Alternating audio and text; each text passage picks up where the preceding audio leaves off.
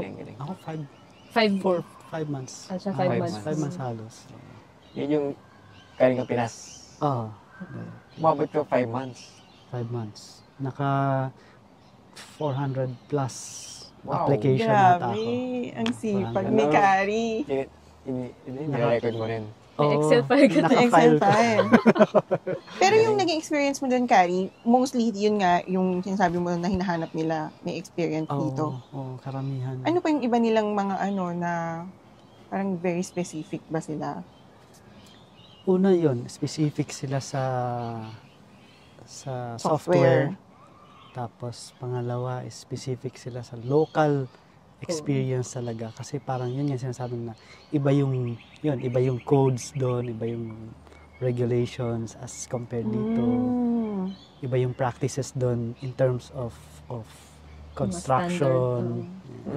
Iba yung building standards nila doon. Parang ganun, kumpara dito. So parang wala talaga yung experience mo doon. So, nag-consider na ako ng ibang industry. May mga in-apply siyang sales furniture. Sales, nag-apply ako ng barista kasi may background din naman akong barista before. Wow! Kamaya, makapag-practice. So, sample lang. Kung ano-ano na lang na nakikita ko na, sige, kaya ko to. Tapos, isa rin yun, yung experience ko dito sa work ko ngayon. Di ba nag-apply ka sa Seek, sa mga anong tawag sa kanila? LinkedIn, yung mga job sites. Marami doon ang parang hindi ka talaga napapansin. So yung lately, ang ginawa ko, nag-apply ako sa job sites, pero sinusearch ko rin yung email nila, nag-i-email ako directly sa company. So ang nangyari doon sa akin, nag-notify na sa akin, dinecline na ako sa Seek. Pero yung email na application ko directly sa company, yun yung nag-respond sila sa akin. Magkaiba yung response. Oo, magkaiba yung response. Pero same company. So parang sabi ko, so mas may chance ka pa rin. So yun na yung ginagawa ko na dalawa na lagi yung application ko. So yun. So far, doon ako sinuwerte. Yay! Galing. 5 months. Pero ano din, no? Ang tiyaga. At saka Struggle din siguro. May times na yung down ka. Oo, meron. May time nga dati na yung umiyak ka? Joke. Hindi kasi parang lang ba yun? Joke. Parang okay lang yun. Parang naging routine ko kasi everyday. Kanina umiyak ako. Naging routine ko kasi everyday. Sabay kami gigising sa umaga kasi papasok siya. Ako naman, uupo na ako doon sa laptop kasi magsisimula na ako. Submit. At whole day yun, nakaupo ako doon. Tapos kakain na ako lunch, tapos babalik ko at mag-apply, hahanap. Parang yun yung naging routine ko everyday. Parang may time na nag-breathing exercise kami. Hindi mo siya umiyak, daluhan. Na parang kasi yung breathing parang 'di ba yung parang may nagsasalita na think of kung ano yung plano mo or may mga ganun siyang reflection kasi breathing. See yourself ganyan. Naisip ko yun yung routine ko na yung upuan na yun, yung laptop na yun, parang everyday andun ako. Parang sana dumating yung time na hindi na ako uupo diyan, parang so parang yun yung parang ang bigat na yun. So yun yung siguro yung parang may downtime ko na. Yun. So dumating naman siya. Pero ang galing ng tiyaga, 5 months. Doon ko yata siya nakita na talagang, kasi usually masayahin siyang tao talaga, kahit nung nasa stress siya. Parang kalmado lang, ganun. Talagang, nalungkot siya. Nalungkot na siya. Pang ilang months yun? Siguro mga nasa third month. Gitna. Hindi lang siguro siya sanay kasi syempre, nasi-feel niya na wala akong masyadong naambag siguro sa rent, sa ganyan. So halo-halo pressure lang din. Lahat halo na. Halo-halo na rin. Narating naman. Ayan naman, nandyan na. Hindi din. Sobrang saya mo rin nung dumating. Sobrang saya ko. Kasi inisip ko na at isa naman lang pag bago dumating yung anniversary namin, or birthday ni Nika, mabilang ko siya ng flowers. So, yung mga gano'n na na naisip mo na, paano yan? At least, sana may, malibre ko siya sa birthday niya or sa anniversary namin. Parang kasi papalapit na sabi ko, June na, sabi ko. Paano to? Paano kami celebrate? Sagot na naman ni Nika. Okay lang yun. Yung parang swerte lang din na before talaga dumating. Galing. So, ayun. Kahit pa. Sana tuloy-tuloy na. Yes. Ano yung nakatulong nung parang nahanap mo yun? So yun nga, yung bukod sa mag-apply ka dun sa job site. Job site. Email Email. mo pa yung Yung company. email Actually, nila. nung ginawa ko yun, mas marami akong reply na natatanggap. As compared nung puro Seek lang or puro LinkedIn lang. Mas mabilis sila mag-reply pa. Ako nga, nung time ko, tinatawagin ko pa eh. Talaga? Oh, After ilang Hindi days. mo nabanggit yan sa akin. Marami pa kang email. Patay. Sino yung tinatawagan mo? Tapos, sige, ano mo din yan. Dali. mamaya sa bahay. Sabihin mo pa. Makakapayak din ako. Job site, Follow up ka. Mag-email din ako sa, tawag na gano'n ni Kari, mag-email din ako sa mismong email ng company. Tapos after ilang days, tatawagan ko. Kapag walang reply, di ba? Tawag ko, did you receive my email? Ganyan. Para lang Pero alam nila na may nag-i-email. May dumating. Minsan kasi siguro, may gano'n akong assumption na baka sa spam na pupunta nila. Hindi na na-receive. Tsaka ako, mas marami din akong application sa umaga as compared sa hapon. Kasi may nag-advise sa akin dati na natatakpan ng email ng company. Kasi syempre sa company maraming emails na na-receive. So parang sa umaga sila talaga nag-check ng mga emails. Yun yung mga nila.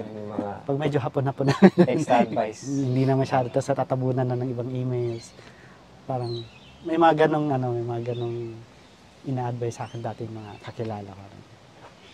Hindi ko alam kung may effect yun pala. Mga ganun niya. Tapos di ba parang pinag-pray niya rin yun yung kay Kari ng tapos biglang bigla kayo nagulat na dumating. Oo. Yun yung pa siya nun, casual. Part-time. Part-time pa lang siya nun. Tapos, yun? Nasa, siya nun eh. So, tumawag, kasi... May part-time ka pa? Part-time ako doon. May part-time ka doon? Time dati. Part-time ka pa doon? Oo, part-time pa ako noon. Nung natanggap ka na yun? Part-time pa lang muna yung in-offer sa'yo? Oo, part-time muna. Tapos... Nag-part-time din siya dun sa work ko dati. Okay. Yung pinakauna. Oo. So, dahil nag-message. Hindi, wala yung sa boss mo dati. Wala pa.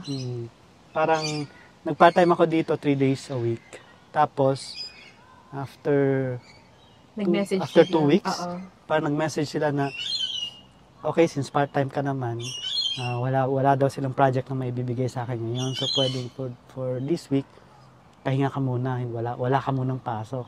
So parang isip ko, so parang napaka-unstable na biglang gano'n na mawawalan ka na lang bigla ng work. So, paano yun? Kasi inisip ko dati, paano mangyayari? So anong gagawin ko? Tutuloy ko ulit, mag-apply ulit ako ng iba. So yun, after minutes nga lang ata, within 1 hour lang, tumawag naman yung dating boss niya. Tapos nagtatanong kung available ba ako, parang gano'n. So parang yung week na yun, sinalo ako agad ng ibang company na binigyan ako ng work. So, yun, so tuloy-tuloy ako nun. Parang nagka-work ulit ako ng part-time. Tapos, pagka next week, 1 week lang. 1 week lang pala.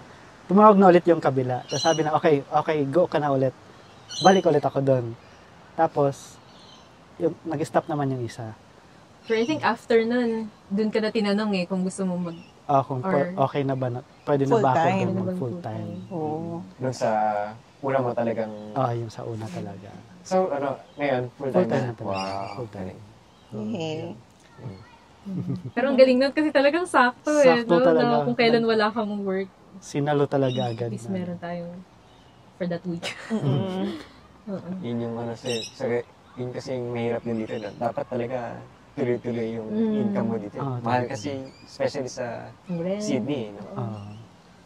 Yung rent, weekly, ganyan. Tsaka ang hirap magplano na alam mong hindi tuloy-tuloy yung dati nung wala pa akong work, parang syempre ang dami naming gustong gawin, ipinaplano namin na kailan tayo maghanap ng ganito, ganyan. Para ako lagi yung pumipigil na parang ang hirap mag-commit kasi ako na walang income, parang isa lang yung parang baka naman mahirapan ka kasi nag-commit tayo agad sa ganitong bagay na isa pa lang yung source of income namin, parang ganun. So, yun yung parang ang hirap na isa lang yung nag-work talaga. Ano yung sa side mo nun, tumatakbo sa utak mo nun? Ako. Mika. Sige, labas mo Nagdadasal yan. ko na lang. Labas mo I yan. think- Oo, masasabi mo bang kagad yun sa married life niya kagad? Oo. Or relationship? I think okay naman. Nung first few months, medyo okay pa eh. Pero nung medyo tumagal ng onte, Medyo mahirap. medyo mabigat na. Hmm. Kasi tapos ang kinakatakot ko nun, baka taasan na kami ng rent. Tapos paano yan pag, Hmm. so, tapos syempre lahat ng bills, yung electricity, pagkain. So napapaisip ka, magkakasya ba sa atin to? Like, enough ba? Pero, so far okay naman, nag-survive naman kami. Tapos, kahit paano nakakapagpasyal-pasyal. Siguro, mas nag-less lang yung mga bilihin, like, yung mga shopping, medyo, na. Tapos, natakot ako noon. Minsan, parang nasistress din ako or naiyak ako. Sabi ko, okay na kaya siya magkaka-work. Ganun. Parang, pero gano'n lang, tuloy-tuloy lang. Every night, meron kaming yun doon kami nagbabasa ng Bidake, tapos nagbabasa kami ng Word of God, yung mga gospel. Tapos after nun, meron kami, doon kami talaga magpa-pray. Dadasal lang. So, siguro tuloy-tuloy lang talaga na kahit hindi kayo okay, continuous lang. Kasi darating din naman yun eh. Basta pinag-pray lang namin na sana dumating at the right time, ganyan. No. Galing. Kumbaga, na-test na naman kagad yung Oo, test agad. relationship. O kasi parang sa'yo, ano ba yun? Minsan, may times na nagtatalo tayo eh. Oo naman. Normal naman. About sa pera nga. O hindi naman. Minsan parang, masyado ko siyang pinupush siguro. Masyado akong ano minsan eh. pressure din. Kung hindi pwede yan, at least dito ko mag-apply, ganyan. Tapos kahit nga sa office ko, parang, mag-apply ka na sa office namin, ganyan. Kahit nung unang usapan naman namin, ayaw sana namin magkasama sa office. Kasi, Pero sabi ko, wala na tayong magagawa. Kailangan Subukan na natin, lang. Oo. Pero actually, thankful ako na hindi siya nakuha. Nakuha. Oo, Hindi natin actually tinuloy, wala, ang senior na lang kasi yung available sa amin noon, hiring.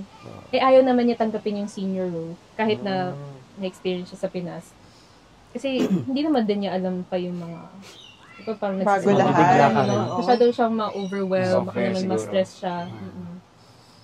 So, kasi sabi nung sa office namin, okay ba sa kanya senior, ganyan. So, yun, pero buti na lang, kasi talaga yung Nakuha niya ngayon. company niya ngayon, Swak. mas sakto eh. Sakto doon sa ginagawa niya. Kaya yung laging kinikwento ko Oo, ang bilis niya yung magtrabaho. adjustment ko, parang walang adjustment. Wow! Kasi yun talaga yung ginagawa ko sa Sa Pinas. sa Pinas. Yung Oo. software, yung type of work, ginagawa ko na rin yan sa Pinas. Mas madali nga dito eh. As compared sa Yun yung Pinas. experience mo, mas kaya siya dito. Oo. At least, di ba? May experience Talagang na kasi talaga dumating yung para sa'yo. Timing. Yeah. Galing lang din. Amazing. Mas may time ka na ngayon maglakad-lakad. Pasyal. Dati magagising pa lang, iniisip mo, saan ako mag-apply, saan ako maghahanap. Oo. Ganun. Saan ka na umupo? Iba na upuan ko. Hindi na siya dun Hindi sa na ako maupo. table. Malungkot na. Pero ang galing talaga ni Pero Lord. galing. Oo nga. Galing. Amazing. Akala mo yun eh. Oo. ako kasi ako medyo pushy ako minsan Mm. na kahit nung nasa Pinas pa siya, sabihan ko siya, "Ba't hindi ka na, ang tagal-tagal mo, ang galing-galing mo, sobrang talented mo sa ginagawa mo. Tapos hindi ka nag-apply sa ibang bansa. Nasa Philippines siya, hindi ka nag-Singapore, ganyan. Nasa Pinas ka pa nun, then. Nandito na si Nika. Actually, Dito nandito na yata ako Dito na. Pero noon. gusto mo siya mag-abroad sa ibang bansa. Oo, gusto ko siya Mag-try. mag-try, mag-work doon. So, ayan. Pero anyway. Sali na tayo sa marriage. Ayan. May na, ano na, may pinupush. May binubulungan na po kami dito for MDW. Talaga yung ano doon. Purpose. Pero dapat yun yung ano ko sa sarili ko. Ito masyadong hayaan mo lang. Yun yung na-realize mo. Mm. Ano lang, medyo chill. Ganun. Oo. Or, ano lang, Kalma lang. Kalma. and trust lang. Just stress, so masyado. Kontrolin. Pero ang galing nga kasi, napansin ko sa inyo eh. Tuloy-tuloy yung serve nyo sa feast, sa church. Di ba? Kahit nung time na, syempre, may pinagdadaanan Busy, kayo. tsaka maraming iniisip. Galing. Nakatulong Pero din ba yung nakakatulong din actually. talaga yung Mas spiritual community nakakatulong. kasi talaga eh. Parang yung Nakagaan. mind mo din eh, di ba? Wala. Tsaka yung minsan sumasakto sa'yo yung topic. Yung discussion, Tatamaan diba? Oo, parang nakaka-comfort. Totoo, nakaka-comfort. Yung minsan, yung alam mo yun, yung di na mawala sa isip mo na i-stress ka na. Oo. Tapos biglang pag-attend mo sa mga ganun, or yung mga messages na mababasa mo, maririnig mo. Buti na lang Parang- umattend tayo. Okay, so parang hindi ko naman pala siya dapat ganun isipin, Oo. na parang nako-comfort ka sa mga messages na, okay, so, wala lang. Mm. Hello to our spiritual community. Shameless See. man. Sa mga gusto mong umattend ng feast. Yes. First and third. Saturday of the month. 4 p.m. Feast Meadowbank po. Follow Please, the Meadow Facebook Bank. page. Um, And if you want to serve the worship team. Plug. Oo, si Nika sa worship. Oh. Okay. Oh. Naiyak naman ako. Pero Naiyak sa na siya. mga, kahit yung Ano community tuloy siya? dito sa Chatswood. Chatswood, nung nagsimula ako, sila yung kasama ko talaga eh. Ah. Oo nga, Yung- active ka rin yung sa... sila- Oo, Sila sa talaga choir. Siguro kung wala yun, baka... Ang galing nga nito eh, nakakahanap siya talaga ng community. Oh. Minsan pag mag-isa ka, kailangan mo yun. Kasi di ko ma-imagine sa personality ko parang nasa Mag-reach out oo, or mag-active. na magjo-join sa mga community. Oo. oh. Pero Nika, ang galing.